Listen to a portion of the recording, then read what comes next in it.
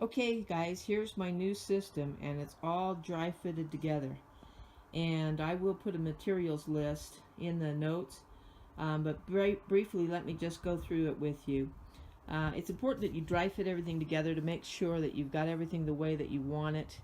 Also, you want to make sure that when you get down here, that all of these are level.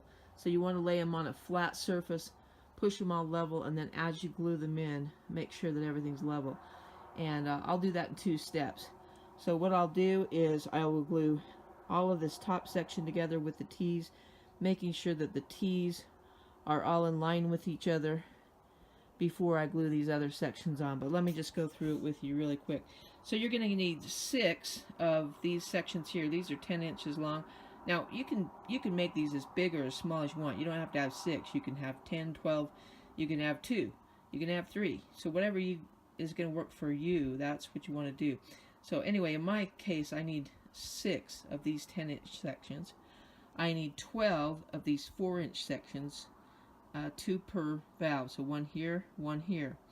You're going to need 6 T's. You're going to need 12 of these slip-on joints. They slip on the 1/2-inch PVC and they're threaded on the other end to thread into the valve. So you'll need 12 of those, 2 per each. I do believe that I said that you need 6 T's. That was in error. You need 5 T's and you're going to need 1 elbow.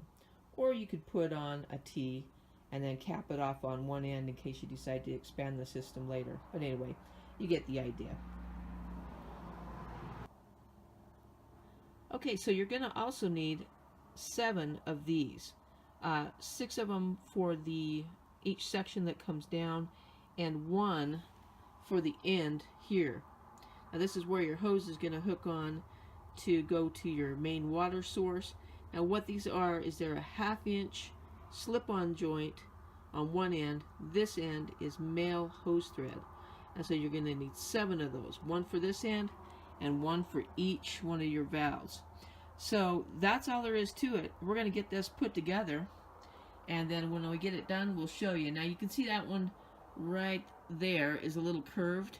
This PVC pipe that I'm using isn't a new piece. It was a piece that I had several pieces that I had arched over a garden bed to make a kind of like a little framework to put some weave cloth over to keep some bugs out of my Brussels sprouts last year. So I'm using that piece, and that's why that's a little curved. But it'll all straighten out. If it doesn't, I'll put one of those conduit clamps on and screw it down and make it show it who's boss.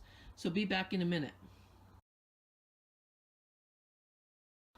Okay guys, there's step 1. You can see that I've got all of the T's glued in, and when I lay that flat against the cement, all of them are lined up.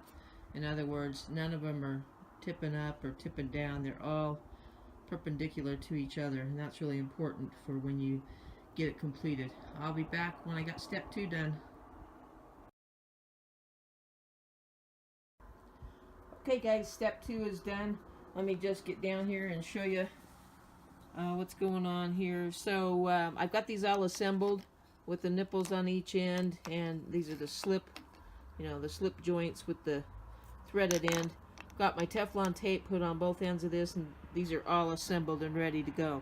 So I will get back to you when we're at step 3. Okay guys, the next step is done. You can see that all my valves are attached to the manifold, and the only thing I've got left here is to put these pieces together here with the valves. Now you'll see that I'm short fitting right here. I miscounted. I forgot that I needed that one on the very end there, so I got 6 instead of 7.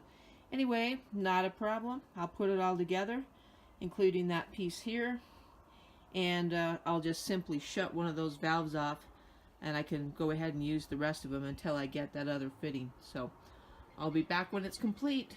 See you soon.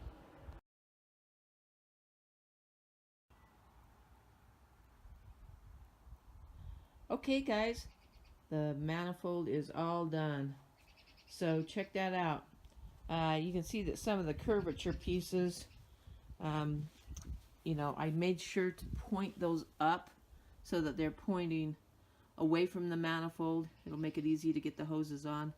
But those will all straighten out when the sunshine hits them. Again, I'm going to paint this. I'm not going to worry about showing you that. You get it. Just paint it so that the sun doesn't affect it so much. But it's all done. So just remember, you can make multiples of these. You can make one main one. Then you can use one of these valves to shoot some water up to some other location at your property. Make another one and just have multiple water sources all over the place. Just remember that in the winter, if you live somewhere cold, that you're going to want to make sure you drain these. When the weather starts getting cold, make sure that you turn that main water source off and leave these valves wide open so that they can drain every time you use them. Then, you know, when it starts getting consistently cold in the fall, I just make sure that I, you know, turn that main water source off and I disconnect that washer hose. Now that washer hose, as you know, it has a female end on each end. So hopefully you guys know what I'm talking about. Anyway, also just wanted to mention this DeWalt hand tools. I am a believer in DeWalt. I've had everything. I've had Black & Decker. I've had Ryobis. I've had every one you can imagine. But I finally have just settled on DeWalt hand tools. They are made in the USA with as many USA parts as they can find, and they just work. And this is the cordless skill saw, and you know, if I can't speak for you guys. I mean, they're dang convenient, but as far as the gals go, man, these are just, you can handle these gals. They're just easy to handle, and they're invaluable to me on the Homestead. So I'll put a link to this particular saw in the show notes if you guys want to, don't have one, want to get one, you'll know where to get it. And I do receive a little commission off these links in Amazon. It's not a big secret. You know, I think you guys know that. Hey guys, don't leave now. I've got a couple other videos for you to watch, and when you get done watching them, don't forget to subscribe by clicking on the gold eagle badge right there on the screen. Yes, right there, to subscribe to my channel. It's free. And anytime you see that eagle in my videos, you can click on the badge and it will subscribe you to my channel or take you to my subscribe page. And if you want to connect with the Forging Freedom Tribe, which is our Facebook group, there's a link in the show notes. So come on over and hang out with us. Thanks for watching our channel, and remember to go out today and do something to forge your freedom.